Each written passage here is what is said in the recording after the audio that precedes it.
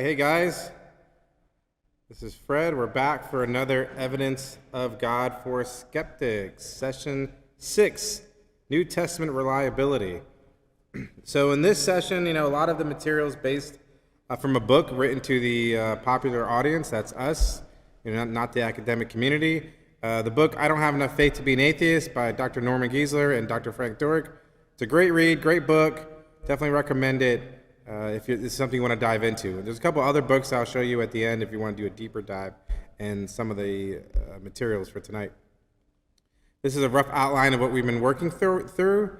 The first 5 sessions were scientific, philosophical evidence for God, and now we're getting into the point where we're now talking about or getting into the evidence why it's the Christian God or why do we believe it to be the Bible. What's the evidence behind that?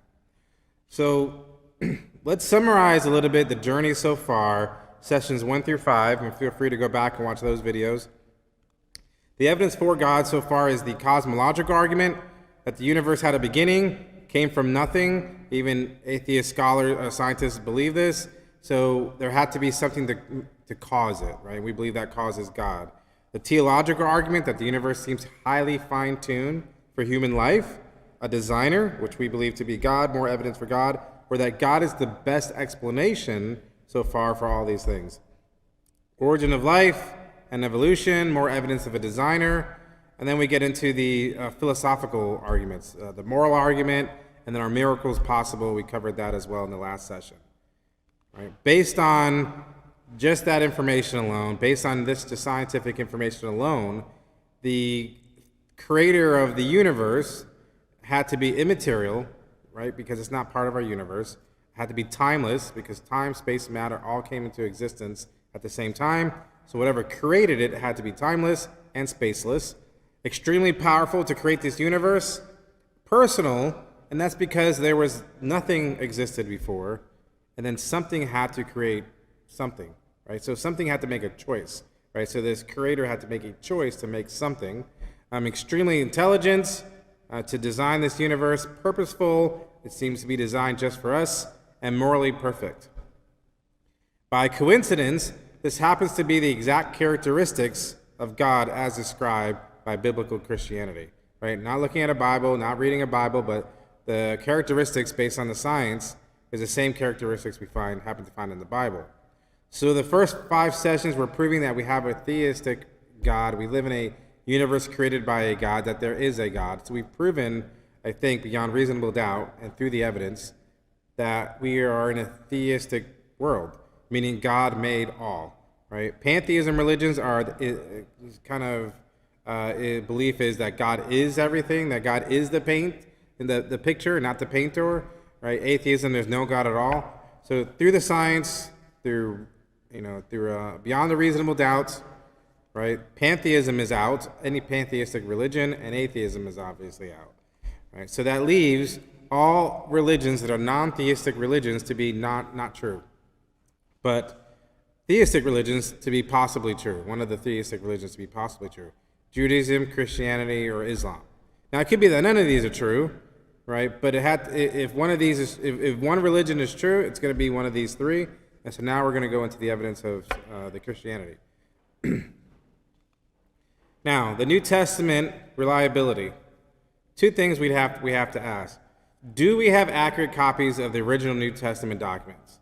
Right? If you ask a Mormon, and they're going to tell you, no, the Bible's been changed, and we've long lost a translation of the Bible. And do the original New Testament documents tell the truth? Right? Those are the 2 questions that historians try to answer and try to figure out in order to test the reliability of ancient manuscripts. Now, keep in mind, we're not talking about the Bible. We're not talking about the Bible as we know it today, and then people argue, oh, you can't use the Bible to back the Bible. We're talking about manuscripts that were written pre-100 AD. Right? We're talking about historical methodology and how historians fact-check the reliability of old documents. It wasn't until hundreds of years later, in the 300s, the 400s, finally settled in the 5th century, that these manuscripts came together and were put under a title called the New Testament, right? So think before that. Before there was a Bible, all we had was manuscripts, and that's what we're talking about. Four major reasons we know we have an accurate copy of the New Testament. We have earlier manuscripts, we have more manuscripts, more accurately copied manuscripts, and more abundantly supported manuscripts than anything else from the ancient world. And here's some graphs that I'm going to show you. Here's the number of copied manuscripts we have. I'm not sure if you can, how well you can see that. But for example, documents from Caesar, we have 10. From Plato, we have 7. From Herodias, we have 8. From Demosthenes, we have 200. Talked about Alexander the Great. Right? How do we know Alexander the Great lived? Through a very small handful of documents that we have, 200 or so. Homer in the Iliad, 643 documents. New Testament, 5,686 documents, right? And about 5,700 documents. We actually have more than this, but we'll cover that. But 5,700 documents of number of copies we have for the New Testament. Now, what's the time gap? What's the time gap from the first copy we found to when the original was written?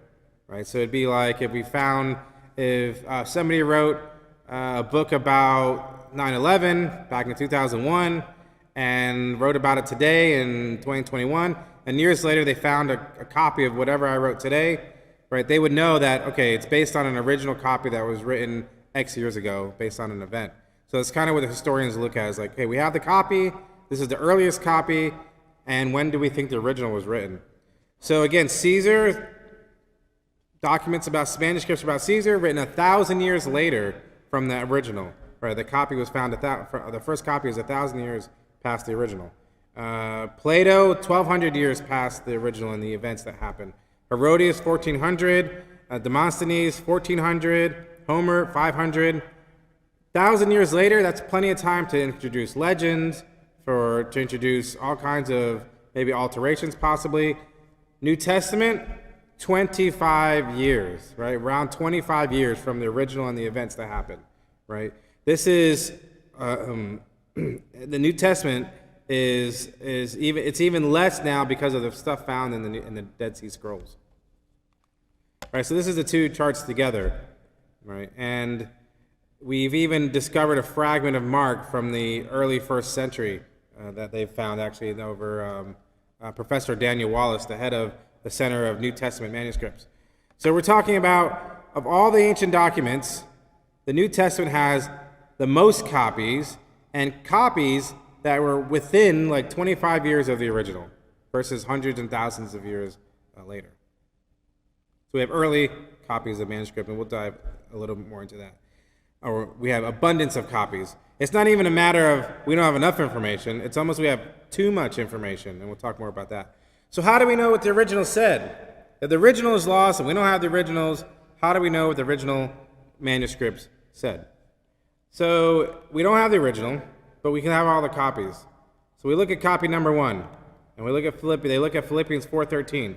Copy number 1 says, I can do all T, and there's an error, INGS through Christ who gives me strength. Copy 2 says, I can do all TH, error, NGS through Christ who gives me strength. Copy 3, I can do all THI, there's an error, GS through Christ who gives me strength. Copy 4, I can do all THIN, error, S through Christ who gives me strength. Can we not create what the original said? Right? I can do all things through Christ who gives me strength. Right? And the thing that kind of blew my mind, right, is this next statement. The New Testament has fewer variations than this example. Right? We know what the original said. Right? The errors, I think it's like most of the errors are grammar, are like names and grammar, and we'll talk about that. But we have far fewer variations than this. Now, some people like to say, well, if God's so great and God's so powerful, why didn't he just preserve the originals? Right? And Dr. Frank Turek likes to speculate on this, but think about if we had the originals, what we would do with them. We would worship them, we would venerate them, right? When I went to Israel, I see this in the Holy Sepulchre, right? If they think Jesus touched it or laid on it, they pray it, they worship it, it becomes the object and not God. So that's one possible reason. Second, let's say that I gave you my name, my address, and phone number, and had you all write it down. And then every one of you compared your notes, right? There might be some people who wrote it down wrong, And you would recognize through all the abundance of copies that are the same that those are outliers, right? Those are outliers. So what if I had your will? What if you wrote a Last Testament will and you gave me the original copy? What could I do with it? Any guesses?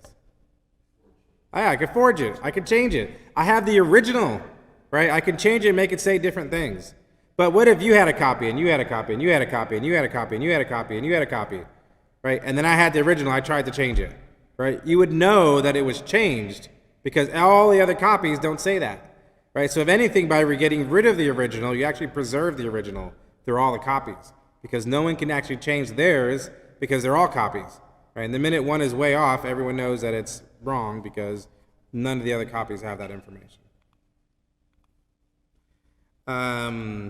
Diocletian, he was a Roman emperor from 284 to 305.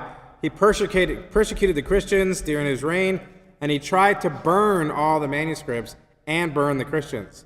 He tried to burn all the evidence and all the manuscripts that they had.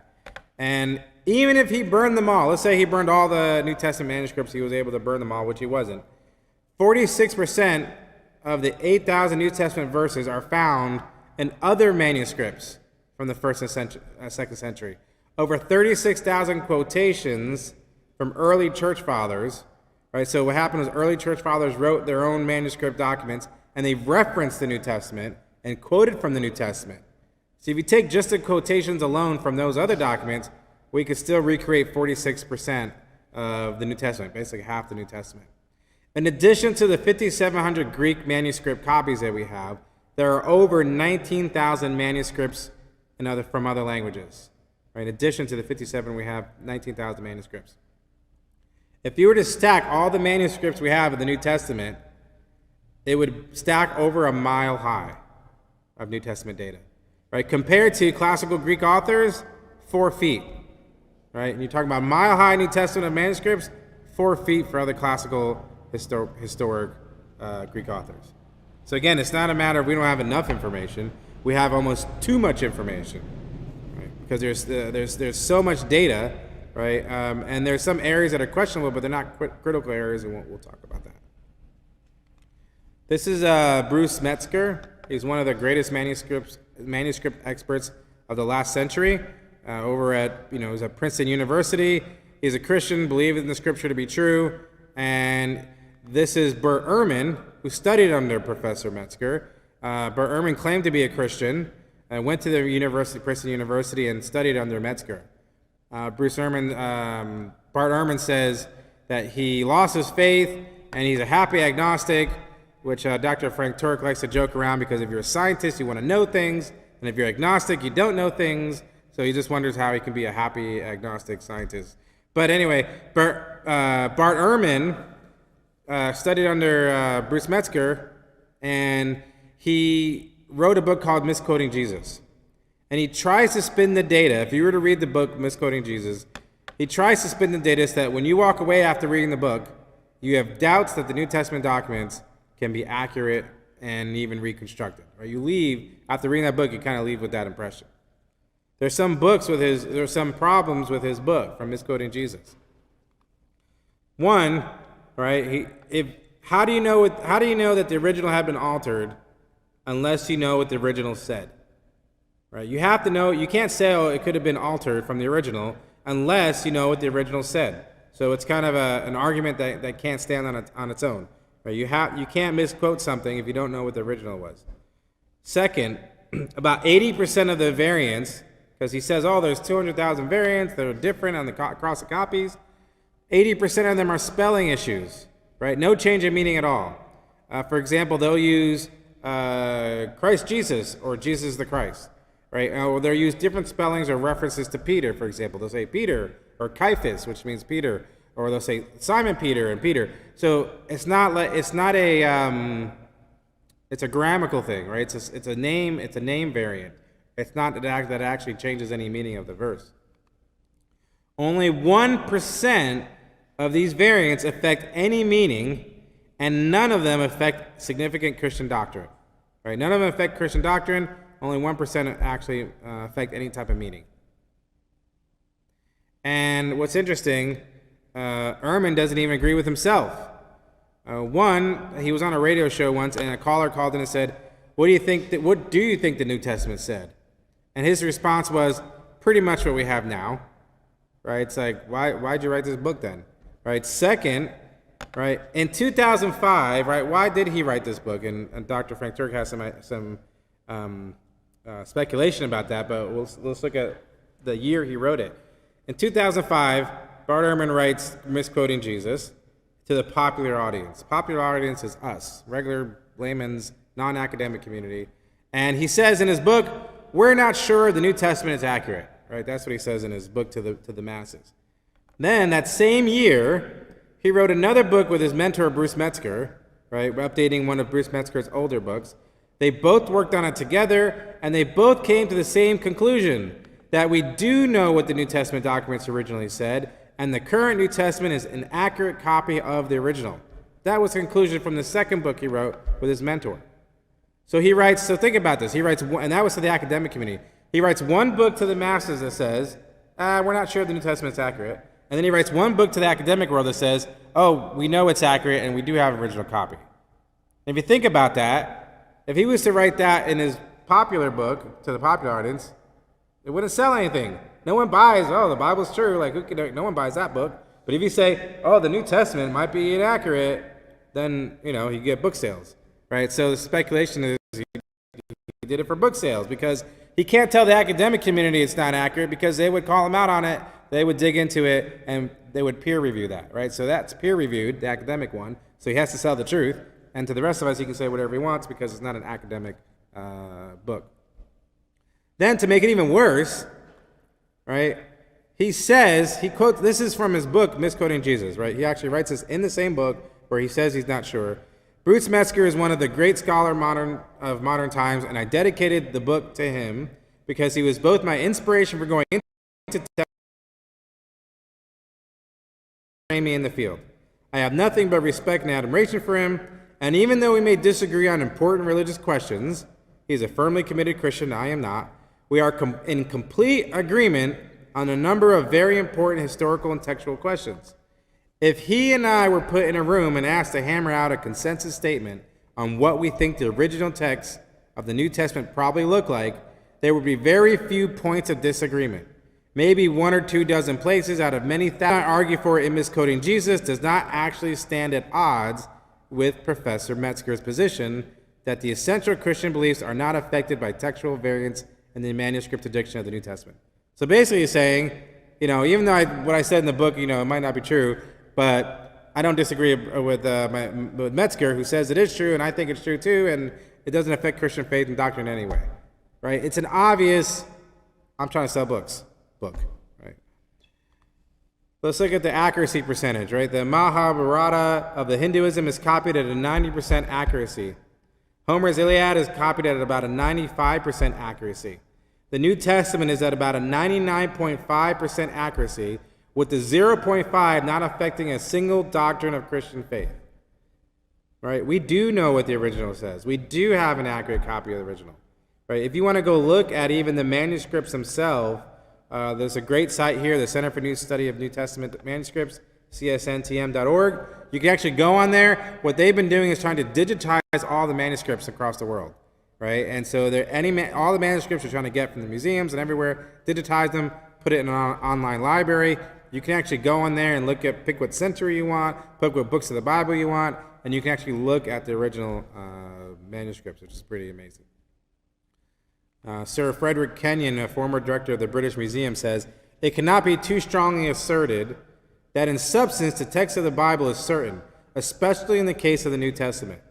The number of manuscripts of the New Testament, of early translations from it, and the quotations from it in the oldest writers of the church is so large that it is practically certain that the true reading of every doubtful passage is preserved in some one or other of these authorities, ancient authorities.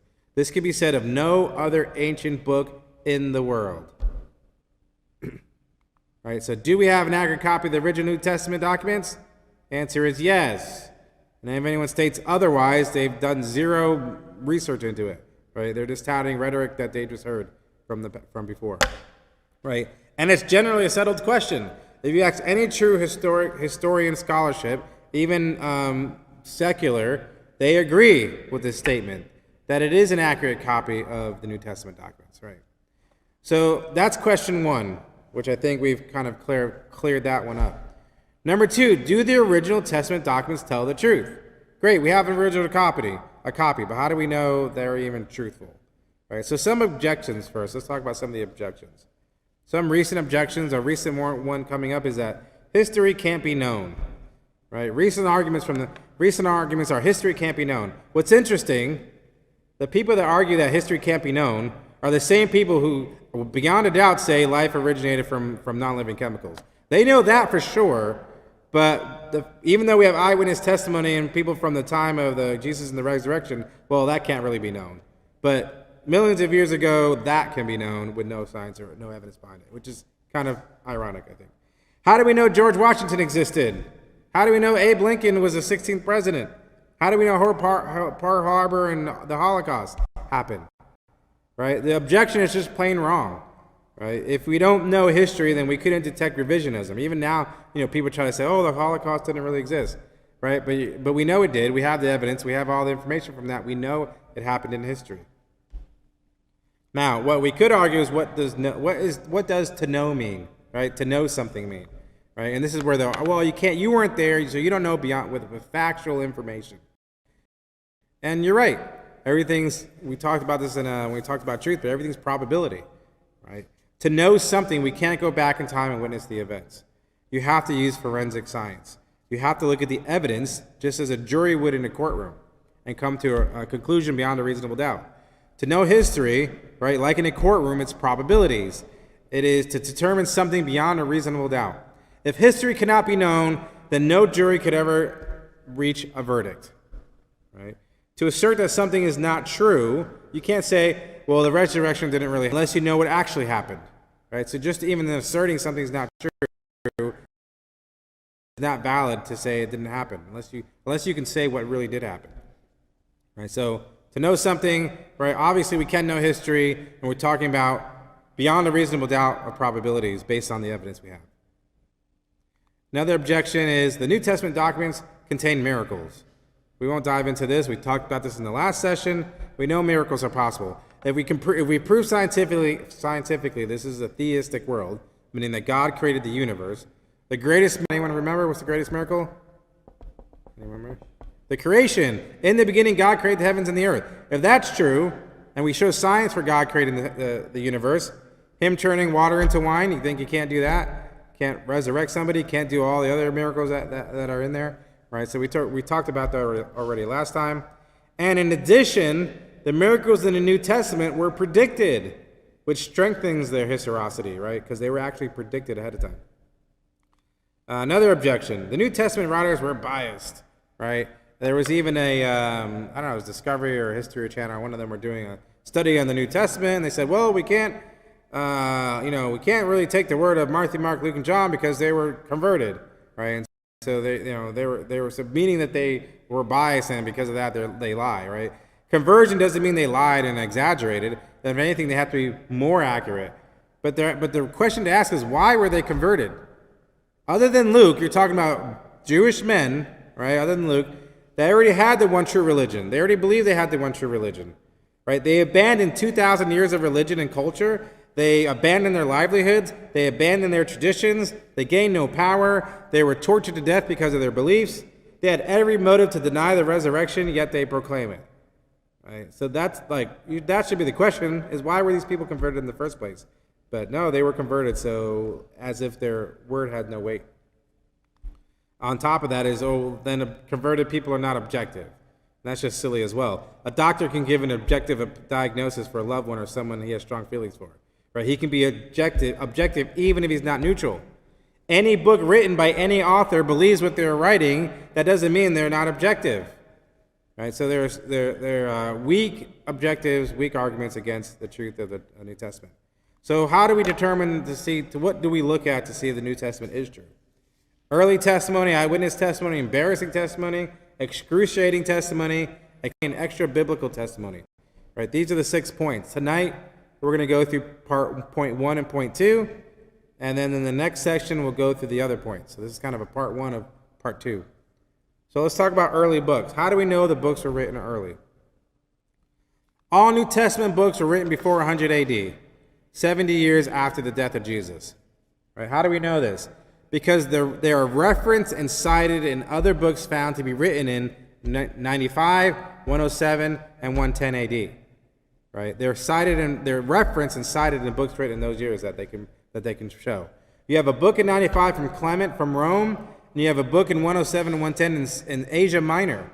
Right? And they didn't have email back then. They had to put that copy walk it across the planet on a boat, right, across the continent, right? It took time to circulate these documents.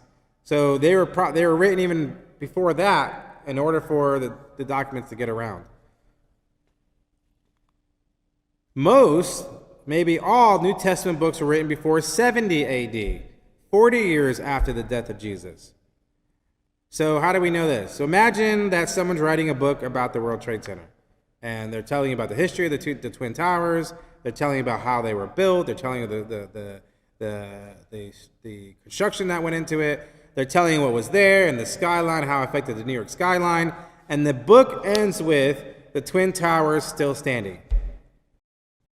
What is your assumption on when that book was written? Any guesses?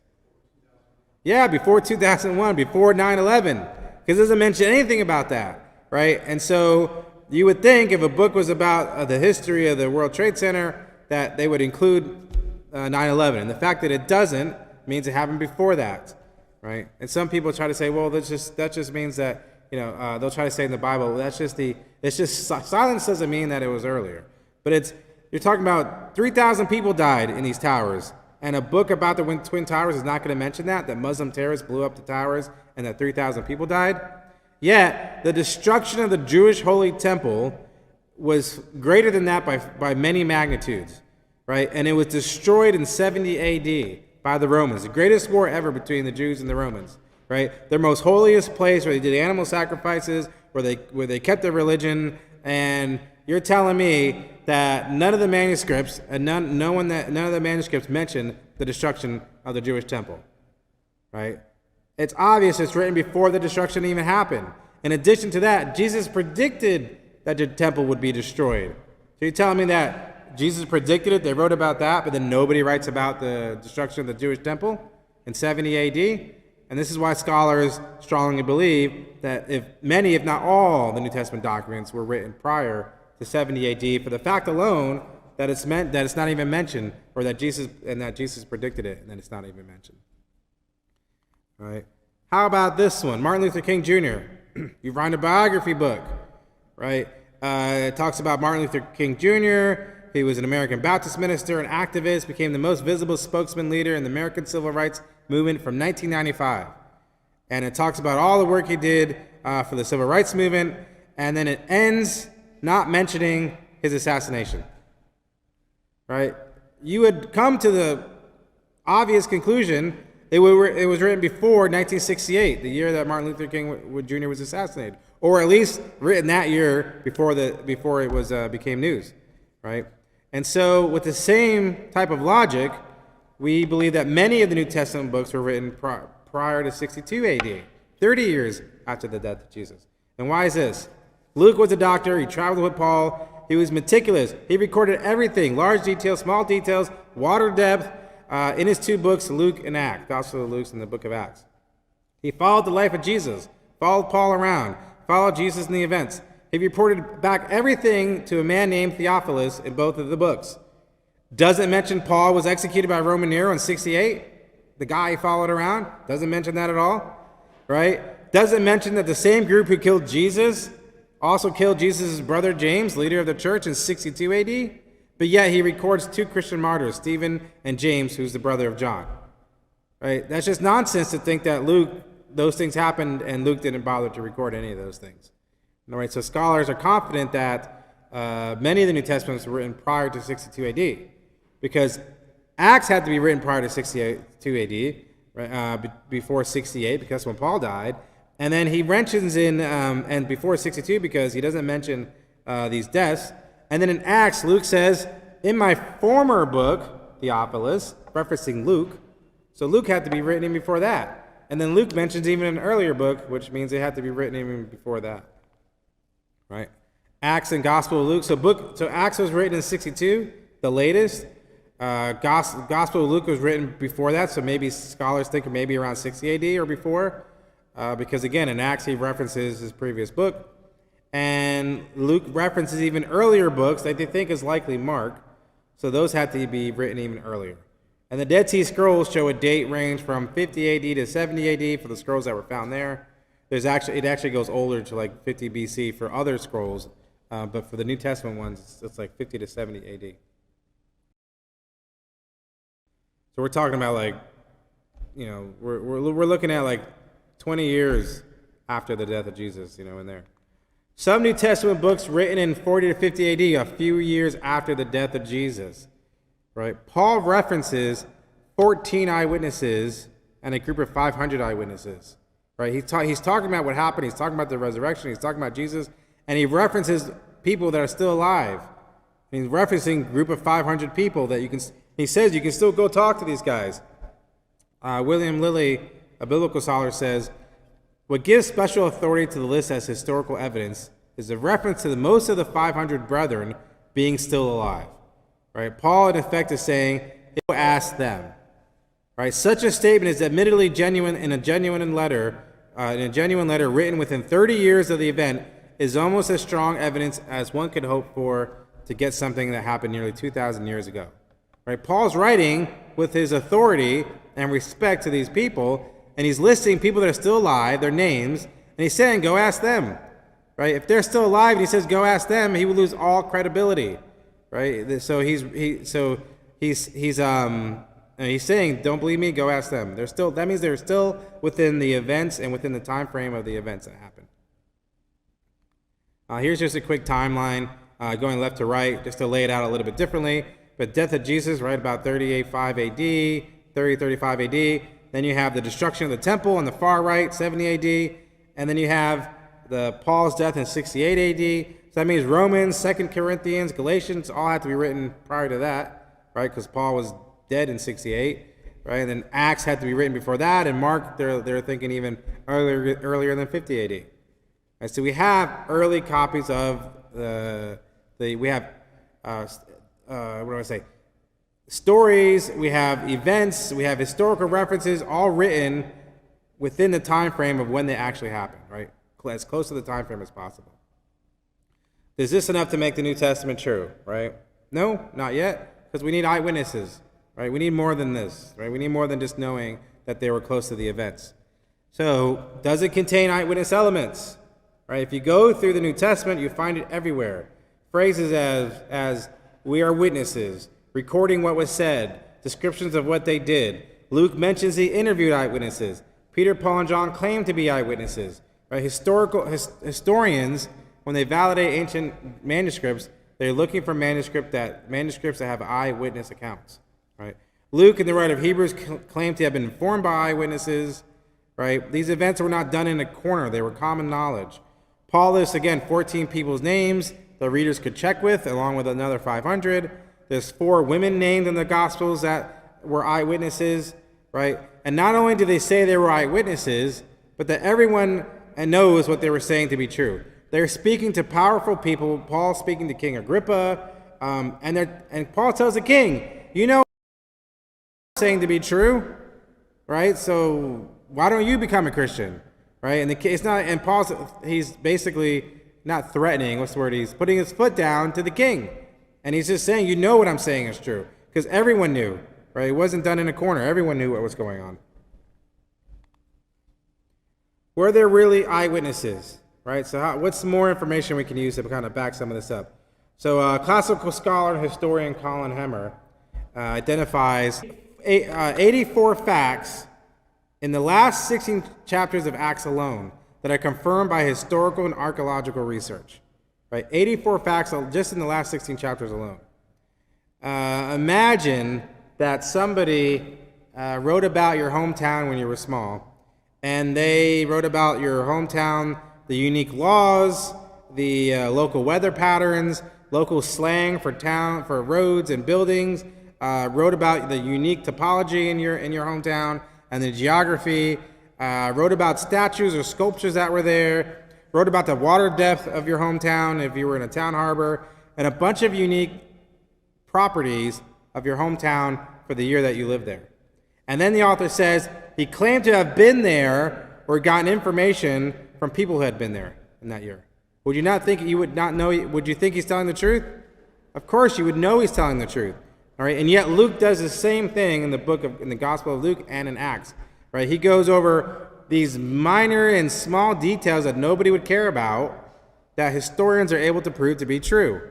I don't have all 84 here. I just pulled some of them along. But the proper port along the direct destination of a ship crossing from Cyprus, the correct order of approach to Derbe from Lystra, from the Cillian gates, the proper association of Thyatira as the center of dying. He goes through all these meticulous details that nobody would know unless they were there. The danger of the coastal trip in this location, the correct sequence of places, right? And so historians were able to go back verse by verse, just in the last 16 chapters alone, and validate at least 84 facts in Acts alone. Right? Acts is according to historians, is a historic, accurately written document, along with the Gospel of Luke. Roman historian Sharon White says, for Acts, the confirmation of historicity is overwhelming. Any attempt to reject its basic historicity must now appear absurd. Roman historians have long taken it for granted. Archaeologist William Ramsey, he was against Acts being true. He said, I began with a mind unfavorable to Acts, but more recently I found myself often brought into contact with the book of Acts as an authority for topography, antiquities, and the society of Asia Minor. It was gradually borne in upon me that the various details the narrative showed marvelous truth. Right?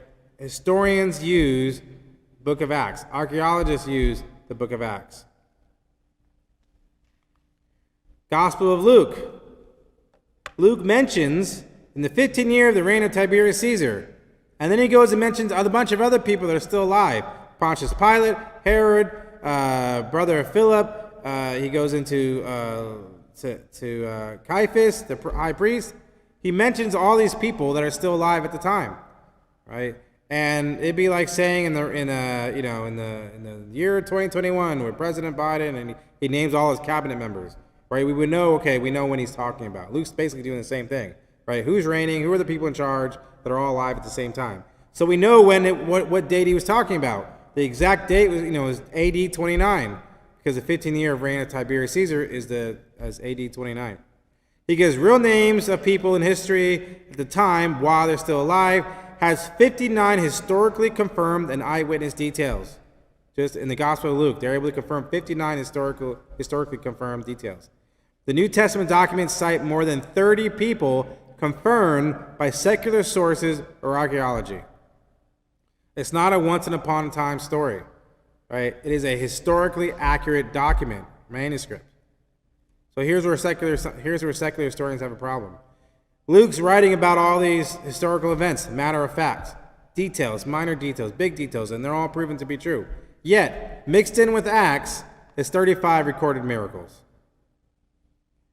Right? Paul temporarily blinded a sorcerer, cured a man who was crippled from birth, exorcised an evil spirit from a possessed girl, raised a man from the dead who died after falling out a window, healed Publius, father of dysentery, and many more. Right? Why would Luke be so accurate with the trivial details like the erections, water depths, right, particular town names, and then not be accurate at all to important events like miracles, right? And the fact that he's proven to be so accurate with all the trivial details, but then he's lying about the miracles. It takes more faith to believe that he's lying about the miracles than it does just to believe that they're miracles. We know miracles are possible. We know God created the universe, and he tells it in the same even tone with the rest of the information. Right? There's no embellishment. It's just a matter of fact. He's just stating the information. Right. We have archaeological evidence. I only have 2 to show you here tonight. There's like over 100 biblical archaeological references. I remember like a long time ago, people used to not think, I used to hear about stories where people didn't even think Pontius Pilate was ever real. Oh, he's just a figure of speech. He was just he just represented the government. And then they found letters from Pontius Pilate, his soldiers, right? A tablet here. It says Pontius Pilate, prefect of Judea, 26 to 37 AD, discovered in 1961. Right? The ossuary of Joseph Caiaphas, the high priest, 18 to 36 AD. Ossuary is where they would dig you back up and then put your bones in this box because they wanted to keep your bones together for the second resurrection. But they found his ossuary, discovered in 1990. Right? The Bible there's a ton of archaeological evidence to back up that it's based on historical information. Jeffrey Schuler is from the U.S. News and World Report, says, in extraordinary ways, modern archaeology has affirmed the historical core of the Old and New Testaments, corroborating key points of the stories of Israel's patriarchs. In the Exodus, right, so we're talking about Old Testament, the Davidic monarchy, and the life of time and times of Jesus. Basically, archaeology has proven the Bible across the Old Testament and through the New Testament. The Rose Book of Charts, if you're ever interested, has a top 100 archaeological discoveries that you can look through and see some of those. Do you know where archaeologists go to find information to dig something up? They use the Bible. It's a secret in the archaeology community. If you want to look at history, go to the Bible, because everything that they find in the Bible happens to be true, and where they actually find stuff. Bob Cornuke, I went with him on an Israel trip 6 years ago. He was with me in my group. He's an ex-detective, and he's like kind of like the Indiana Jones of modern times, archaeologist. And he goes through, uses the Bible to find things, and he went through the chapters of where I think Paul is on the boat on the way to Rome, and the Bible talks about different currents crossing each other, and they crash. The boat crashes, and Paul ends up on that island, and then he meets those people. And if you guys remember that story. So he went through those verses, and what's interesting, if you go over to in the Mediterranean, there's an island there, and there's a church up in like the northeast corner, northeast quadrant.